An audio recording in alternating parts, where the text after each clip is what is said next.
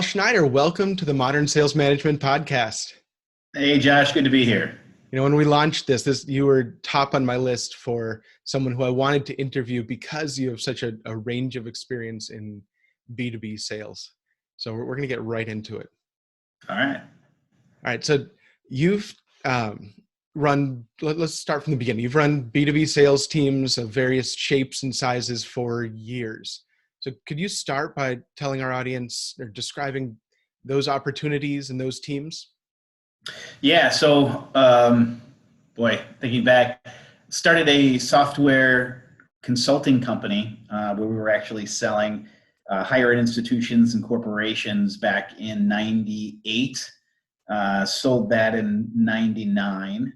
And so stayed in the technology world and then started a software company and managed that organization for about 14 years and really ran that sales organization. So yeah, definitely always been in the technology space and done pretty good at it, I guess. So. No, I think that's an understatement, but so you've had the opportunity to be the top executive as well as somebody who just runs sales teams and is in charge of hitting a revenue number. How have executives' expectations of sales teams and sales managers and VPs of sales changed over the past few years or over the past 5 years? I don't necessarily know how much it's changed. It always really boils down to the number. And, at the end of the day, you can have different strategies, you can have different ways you go about doing things, but at the end of the day, it always really boils down to numbers. Now, I've had the ability to be able to work in the private sector. I've had the ability to be able to work underneath a corporate structure. I've had the ability to work under private equity. And every one of them is a little bit different. At the end of the day, though, it just boils down to the numbers. So really, it's just a matter of working within those environments. How do you figure out how to make the numbers with the tools and the resources that they give you? So how do you do that? What are some of the, when you first are put in charge of a division or a sales team, what do you look at? How do you calculate what you have to work with, and how do you formulate that plan? Yeah, it's interesting. When I sold this last company and I started at the company that I'm at now, I inherited a group of people. And so you do need to take a look at the skill set of those folks, and are they people that ultimately you would hire? If not, are they people in which you could train? If not that, then unfortunately, you most likely just need to let them go and kind of start from scratch. Because as a sales leader, you're really only as good as your team. You might be the best coach in the world. You might be the best salesperson in the world. But if you don't have the right people in seat, if you don't have the people that can learn, if you don't have the people that can grow and take on the strategies in which you're ultimately trying to teach them, there's no point in having them on board. That I think it probably, as I've learned over the course of the years, is one of the most important things is get the best people you can in seat and have them be teachable. One of the other things that I've worked on is really trying to find a collegial mindset in the sense that I don't want any lone wolves. They'll wind up being more problems than you're worth. I've had that. Is really try and find people that'll help each other. As a sales manager, you can only be on so many calls. You can be only a part of so many conversations. But if you build a good team of people that'll help each other, it turns out to be worth its weight in gold. Just because, you have the people that are maybe a little bit stronger in one area, helping people that are newer or maybe less experienced in other areas. And it makes you just a more effective manager, or at least a more successful manager. As you look at building a team like that. So I've heard that on a few episodes recently, that the peer-to-peer coaching, peer-to-peer interactions are a really important part, especially when people aren't in an office these days and they're working remotely, and making it a formal but fun structure out of it. What are some of the ways that you've done that on your recent teams? Yeah. So what I do is I do joint forecast calls, where I have somebody that's a bit more senior with somebody that's a bit more junior, or enterprise along with an SMB rep. so that the SMB rep can hear, well, how is that enterprise rep thinking? Or how is that more experienced thinking? What questions are they asking? What things are they doing that I could teach them, but it's good to actually see it in motion, see it happen. From the SMB or the lower person's perspective, the ability to not only get me and my thoughts in regards to their deal, but also that more experienced rep. So they're almost getting two reps, kind of helping them with their deals. So that works out well. But the other nice thing about that is that if I'm not available, I've had it where now that relationship is built, they'll call each other and they'll help each other. Whereas if I can't be there, they now have this tutor, this mentor that's there to be able to help them. The other thing that I've done is something that we call our problem deal desk. And the idea is that everybody gets stuck on a deal. We just do, it's inevitable. But if you have the right type of people on the team, everybody is good. And everybody brings an experience from a former job. And so we'll all get on the phone and everybody will bring that one deal that they're stuck on. And everybody will give their thoughts as to how can we help you get unstuck, whether it's somebody that we know, a tactic that we used in the past. And that's actually proven to be great because we do, at least on the team that I have now, we have a great skill set of people who are very accomplished. And so it's rare that we don't come up with a good idea or it isn't an hour well spent where somebody gets out of like, you know what, I didn't think about that. I'm going to go give that a try. Whether it works or not, is always to be determined. But the fact that, we build that collegial atmosphere for everybody to be able to help each other, it actually works out rather well. Do you think that collaboration is underrated on sales teams and it's not a tool that is reached for enough? I don't know on other teams if it's underrated or not. I can tell you on my teams, it's what I push for. It's what I look for. When I hire people, I don't want, again, those lone wolf type folks. I want those people that are team players. I want people that are quota crushers, great at what they do, but I also want somebody that's willing to help somebody else. I can't stress it enough on my teams. I think it's very important. I think that when you work with other people who are good and you really work with them, not just I'm on the same team, but I'm actually interacting with them, you raise your game.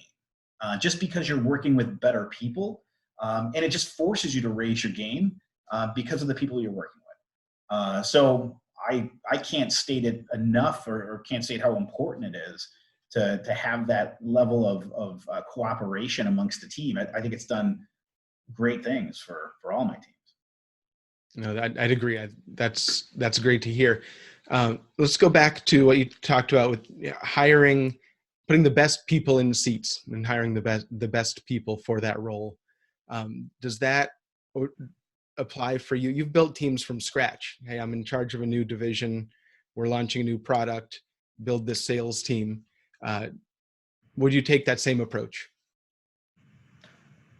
Hire the best people, no matter what. Would I take that approach? Oh, yeah.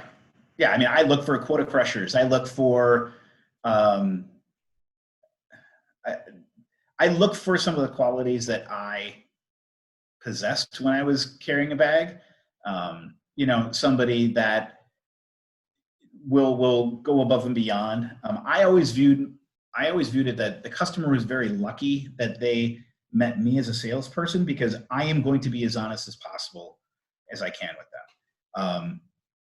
Even if it's not going to help me as a salesperson, maybe I'm not the right fit. I will tell a prospect that.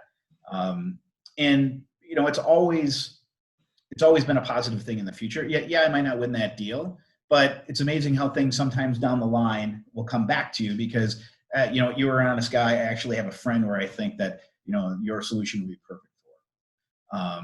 So I look for that quality, that honest quality in people. I have to have a great track record. I usually am not going to take a flyer on somebody that hasn't been there and done that to a certain extent, or at least prove that of the pieces in which I'm looking for, you've done it in some capacity. Now that's just me. I mean, there's lots of other opportunities where, they are looking for that first time, sales experience. And that's great. For the type of stuff that I've been doing though, I've really been looking for that very strong track record that you can just replicate with me. I mean, I always tell my reps that, look, there's no meeting that you can go into that I haven't done 100 times, literally. So I'll teach you that. I'll teach you, excuse me, the objections that you'll get and the questions that you'll get answered. I just need somebody that understands the sales process, can do it in a consultative manner. I've seen you take that honesty that you apply to prospects and buyers and bring it into your organization, and the sales teams that you run, the companies that you run. What works and what doesn't work in keeping sales reps engaged and motivated? Money. I mean, it really boils down to money and accolades. That's the other, maybe something that people don't appreciate as much as they probably should. And I remember back when I was a sales rep, and even I think it's not even just as a sales rep, I think just people in general, yes, they want to make more money. But I think what's just as important is to feel appreciated, and take the time out of the day, out of the meeting, to recognize people that did a good job. You'd be amazed at how important that is to people. And I think everybody thinks, people want to raise, and that's ultimately what motivates them, and it does. But you can only give them the raise so many times in a given year. Right. And so the accolades, really go a long way. And it's interesting that sometimes, we did some surveys and things in companies that I was a part of. And one of the questions was, what is important to you as an employee? And more often than not, it came back that I am appreciated. And that's, and that's something that's very important. And I think that sometimes gets a little overlooked. Have you found some creative ways to institutionalize or systematize those accolades, that system of appreciation as a leader? Well, I mean, in my meetings, anytime somebody makes a sale, we always want them to go over that sale, talk about how they won it, talk about the good things. And then I always make sure I point out one good thing that they did to the entire team that was unique, that was different, that helped get them across the line. And so I, certainly make sure, that I do that.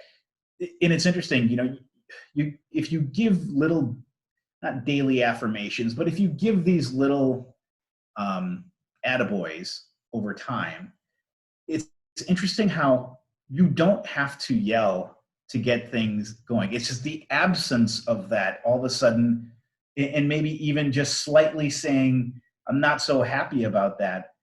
It's amazing how just doing that all of a sudden sets a very different tone. When you're always so positive, you're always so happy. Hey, everyone's doing great, as long as they are, and you're giving out these kudos. The absence of that, it's amazing how all of a sudden that takes on a new tone. Okay, and you don't have to be this big, burly yelling manager, which I never subscribe to. But you can use it both ways, I guess. I think they would call that a strong sales culture. And that, okay. that's you kind of pick apart the pieces of it, or talk about the pieces of it, but that's exactly, culture is kind of a buzzword of the past few years, but that's exactly what you've instilled at your organization. Yeah, well, I do. The companies that I've ran, or the last software company that we were a part of, won best places to work in Phoenix a few years. And, I think it was building a culture of, and it was funny. It wasn't just little perks and things. Again, we would do those surveys, and more often than not, it would come back as, I want to be listened. I want to be heard. I want to be able to talk to somebody and have something change if I feel that there's a problem.